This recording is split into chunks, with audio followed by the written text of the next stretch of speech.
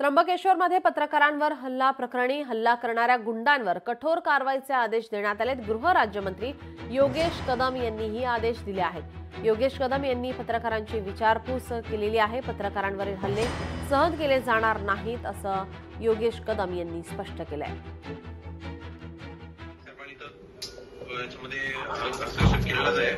पण मी पण आता जस्ट नाशिक एसपीना पण सांगितलंय की जे कोण गुंड आहेत त्यांना त्यांच्यावर कारवाई तर होईलच। बरोबर की नाही? कारवाई करतो, तुम्ही तब्येतीची काळजी घ्या। येस, तुम्ही काळजी घ्या आणि आयसीयू मध्ये जास्त व्हिजिटरला यायला देऊ नका रे गणेश। हो, मी सांगितलं त्यांना जास्त व्हिजिटर देत नाहीये, म्हणजे सोडत नाही कोण जास्त।